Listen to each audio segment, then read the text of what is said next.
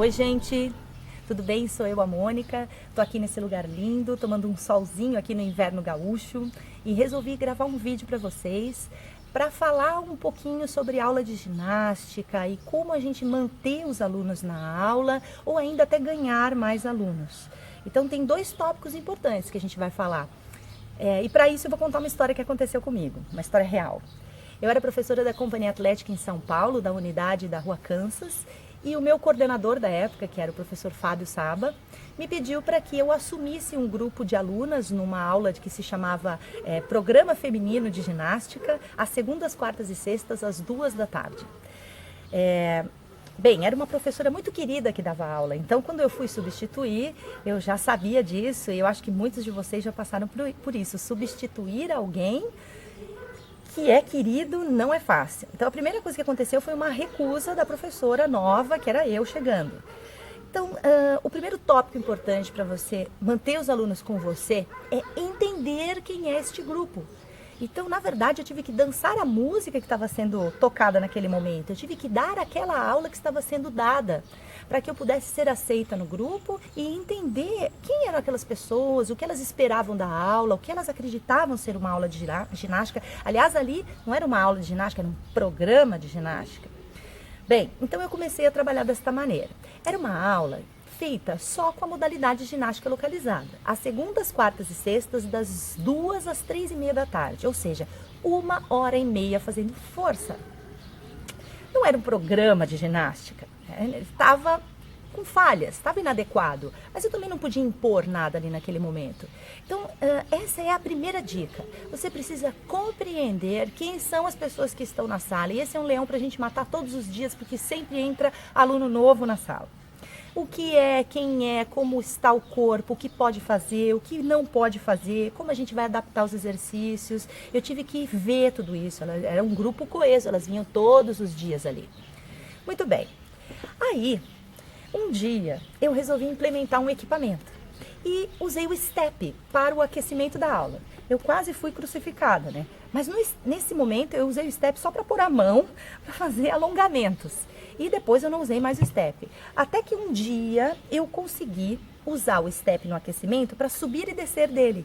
Olha que bom que foi isso, né? Foi um avanço. E assim foi. Ao longo das aulas, eu fui utilizando este equipamento durante o aquecimento e o aquecimento foi ficando maior. 5 minutos, 7, 10, 12, 15 minutos.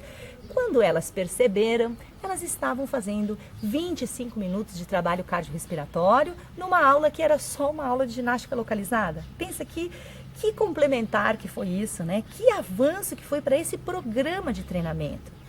Então, olha o que eu estava fazendo. Eu estava introduzindo coisas e agregando valor a essas coisas para que esse grupo começasse a perceber o exercício de maneira diferente.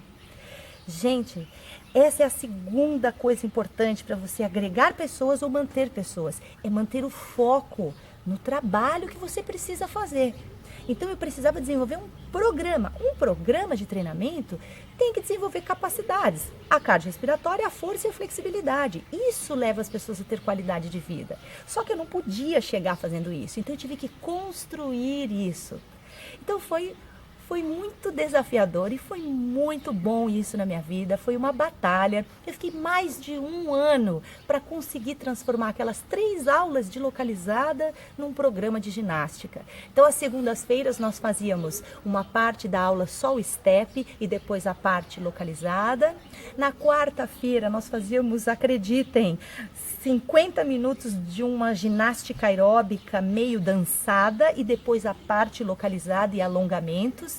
E no último dia, na sexta-feira, nós fazíamos um circuito, porque lá nós tínhamos uma sala de circuito. Eu consegui mudar as meninas para uma outra sala. E nessa sala de ginástica nós tínhamos aparelho de musculação, bicicleta do ciclismo indoor. E aí a gente fazia atividades diversas, o que hoje a gente conhece como treinamento funcional. Então a gente fazia isso na sexta-feira. O que foi de bom nessa história? Primeiro, o reconhecimento e o valor que essas pessoas deram para os exercícios. 2, a credibilidade, a propaganda boca a boca que os alunos faziam no próprio vestiário, e aí foi chamando mais gente, mais gente, mais gente, né? E a certeza de que eu estava fazendo um trabalho de professora de educação física, levando qualidade de vida para aquelas pessoas. A gente está servindo os alunos. Então, são as duas coisas importantes. É entender quem é o grupo. Essa é a primeira coisa importante. E a segunda, não perder o foco daquilo que você vai desenvolver com aquele grupo, mesmo que demore mais de um ano, como aconteceu comigo.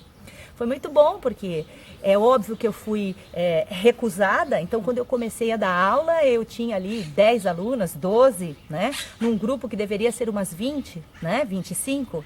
E depois de um ano eu fui assim muito elogiada pelo meu coordenador, e ele não vai me deixar mentir aqui, porque a gente colocou mais de 40 mulheres no horário das 2 da tarde, que é um horário horroroso, não é um horário popular. Isso foi muito bom para mim, isso me elevou como profissional, me valorizou como profissional, e eu só tenho a agradecer por eu ter passado por esse um ano de desafio. Entender o seu grupo e não desfocar do seu programa de treinamento. Essas são as duas dicas para você reter os alunos ou ganhar mais alunos.